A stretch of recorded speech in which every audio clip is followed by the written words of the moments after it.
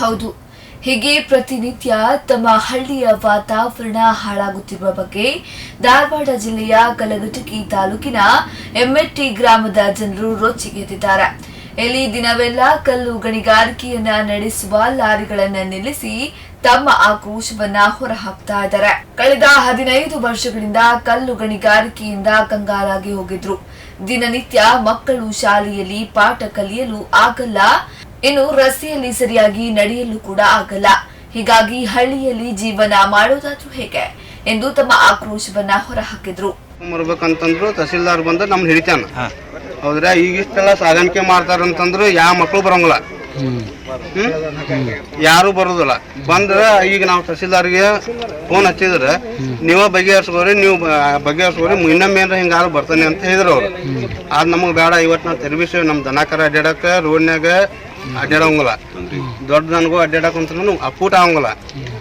ಅದೆಲ್ಲ ನಮ್ಗೆ ಬೇಡ. ಅದು ತಹಸೀಲ್ದಾರ್ ಬಂದ ಬಳಕ ಎಲ್ಲ ಅವ್ರು ಏನೋ ನಿರ್ಣಯ ಕೊಡ್ತಾರ, ಅದ್ರ ಬಳಕ ಗಾಡಿ ಬರ್ತೀವಿ. ಈ ಗಾಡಿ ಅಡ್ಡಾಡೋ ಇಷ್ಟು ದಿನ ಏನಾರ ಸಮಸ್ಯೆ ಐತೇನ್ರಿ? ಆಕ್ಸಿಡೆಂಟ್ ಯಾರಿಗೇನು ತೊಂದರೆ ಅನುಕೂಲತೆ ಆಗೈತಿ ಅವ್ರು ಹೇಳ್ತಾರ್ರಿ. ಹಾ ಆಗೈತ್ರಿ, ಆಕ್ಸಿಡೆಂಟ್ ಬೈಕ್ನ್ಯಾರ ಆಗೈತಿ, ಅವನ್ಕಿಂತ ಸಣ್ಣ ಪುಟ್ಟ ಆಗ್ಯಾವ. ಆದ್ರ ಅಂತ ಏನ್ ದೊಡ್ಡ ಏನಿಲ್ಲ. ನಾಯಿ ಬಂದ್ರು ಹಾಸ್ಕೊಂಡ್ ಹೋಗ್ಯಾರ. ಈಗ ನೀವು ದೊಡ್ಡ ಪ್ರಮಾಣ ಆಗ್ಬಾರ್ದು ಅನ್ನೋ ಸಂಗತಿ ಮಾಡಾಕತ್ತೀರಿ. ಕ್ರಷರ್ ಎಷ್ಟು ಅದಾವ್ರಿ ಇಲ್ಲಿ? ಒಂದು 25ರಿಂದ 30 ಮಟ್ಟ ಹಗಲೆಲ್ಲ ಚಲೋ ಇರ್ತಾವ. ರಾತ್ರಿ ಒಂದ್ ಕ್ರಷರ್ ಚಲೋ ಐತ್ರಿ. ಆದಂಕ್ರು ಮೇನ್ ಬಂದ್ ಆಗ್ಬೇಕ್ರಿ.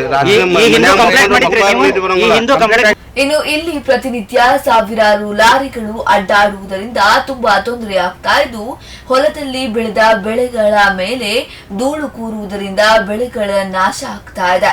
ಇನ್ನು ಗ್ರಾಮದ ರಸ್ತೆಯಲ್ಲಿ ಸಂಚಾರ ಮಾಡುವುದರಿಂದ ಮನೆಗಳಲ್ಲೂ ಕೂಡ ಧೂಳು, ಇನ್ನು ರಸ್ತೆಯಲ್ಲಿ ಕಡೆಯನ್ನ ಬೀಳಿಸಿಕೊಂಡು ಹೋಗುವುದರಿಂದ ನಡೆದಾಡಲು ಕೂಡ ತೊಂದರೆ. ಇದು ಬೆಳಗ್ಗಿನ ಹೊತ್ತಿನ ಸುದ್ದಿಯಾದ್ರೆ, ರಾತ್ರಿ ಸಮಯದಲ್ಲಿ ಬಂಡೆಗಳನ್ನ ಒಡೆಯುವ ಸಲುವಾಗಿ ಮದ್ದು ಹಾಗೂ ಜಿಲೆಟಿನ ಹಾಕಿ ಬ್ಲಾಸ್ಟ್ ಮಾಡುವುದರಿಂದ ರಾತ್ರಿ ಹಗಲು ಸಪ್ಪಳ. ಇನ್ನು ಈ ಸ್ಫೋಟದ ತೀವ್ರತೆಗೆ ಮನೆ ಗೋಡೆಗಳು ಕೂಡ ಬಿರುಕು ಬಿಡ್ತಾ ಇದೆ ಎಂದು ಗ್ರಾಮಸ್ಥರು ಆಕ್ರೋಶ ವ್ಯಕ್ತಪಡಿಸಿದ್ದಾರೆ. ಇದರ ಬಗ್ಗೆ ಸಂಬಂಧಪಟ್ಟ ಹಾಗೆ ಕ್ರಷರ್ ಮಾಲೀಕರಿಗೆ ಸಾಕಷ್ಟು ಬಾರಿ ಮನವಿ ಮಾಡಿದ್ರು ಕೂಡ ನೋ ಯೂಸ್ ಅಂತಾರೆ ಗ್ರಾಮಸ್ಥರು.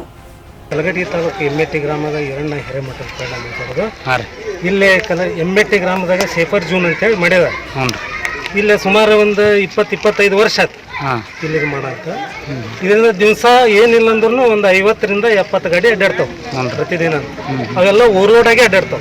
ಅದಕ್ಕೆ ಯಾವ್ದು ಪರ್ಮಿಷನ್ ಇಲ್ಲ, ಏನಿಲ್ಲ. ತಹಸೀಲ್ದಾರ್ ಬರ್ತಾರೆ, ಆ ಗಾಡಿ ಅಡ್ಡಾಡಿ ಹೋಗಿ ಬರೋದಿಲ್ಲ. ಬೆಳಿಗ್ಗೆ 5 ಗಂಟೆಗೆ ಬರ್ತಾರೆ. ಸಣ್ಣ ಪುಟ್ಟ ಏನಾರ ಇದು ಇವ್ರ ಮನೆಗೆ ಕಲ್ಲು ಹೇರಾಕ ಮಣ್ಣು ಹೇರಾಕ ಹೋದ್ರೆ ಇವ್ರು ನಡ್ಕೊಂಡು ಹೋಗಿ ಅಲ್ಲಿ ಅವ್ರಿಗೆ ಪನಿಷ್ಮೆಂಟ್ ಕೊಡ್ತಾರೆ. ಇದು ಸುಮಾರು ವರ್ಷದಿಂದ ನಡೆದೈತಿ. ಇದಕ್ಕೆ ತಹಸೀಲ್ದಾರ್ಗೆ ಇವತ್ತು ಫೋನ್ ಮಾಡಿದ್ರಂತ ಹುಡುಗರು ನಾ ಮಾಡಿದ್ಲ, ಇವ್ರು ಮಾಡಿದ್ರಂತ. ಅವರಿಗೆ ಇಲ್ಲ ನೀವು ಬಗೆಹರಿಸ್ರಿ, ಆಮೇಲೆ ಇನ್ನೊಮ್ಮೆ ಏನಾರ ಹಂಗಾದ್ರೆ ನಾ ಬರ್ತೇನೆ ಅಂತ ಹೇಳಿದ್ರ.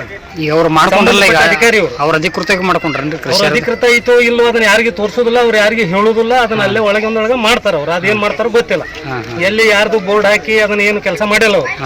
ಮತ್ತೆ ಇಲ್ಲಿ ಪ್ರಾಥಮಿಕ ಶಾಲೆ ಐತಿ ಹತ್ರ, ಇಲ್ಲೇ ಶಾಲೆ ಐತಿ. ಸಣ್ಣ ಮಕ್ಕಳು 1ನೇತದಿಂದ 5ನೇ ವರ್ಗದವರೆಗೂ ಓದ್ತಾರೆ. ಪ್ರತಿದಿನ ಪಾಲಕರ ತಂದಿಲ್ಲಿ ಮಕ್ಕಳನ್ನ ಕಳಿಸ್ತಾರೆ. ಯಾಕಂದ್ರೆ ಇವ್ರಿಗೆ ಹೆದರಿ. ಇನ್ನು ಈ ಗ್ರಾಮದಲ್ಲಿ ಅಧಿಕಾರಿಗಳ ಹಾಗೂ ಕ್ರಷರ್ ಮಾಲೀಕರ ಜೊತೆ ಹೊಂದಾಣಿಕೆ ಇದ್ದು, ಹೀಗಾಗಿ ರಾಜಾರೋಷವಾಗಿ ಇಲ್ಲಿ ಈ ದಂಧೆ ನಡೆಸಲಾಗ್ತಾ ಇದೆ ಅಂತಾರೆ ಇಲ್ಲಿನ ಗ್ರಾಮಸ್ಥರು.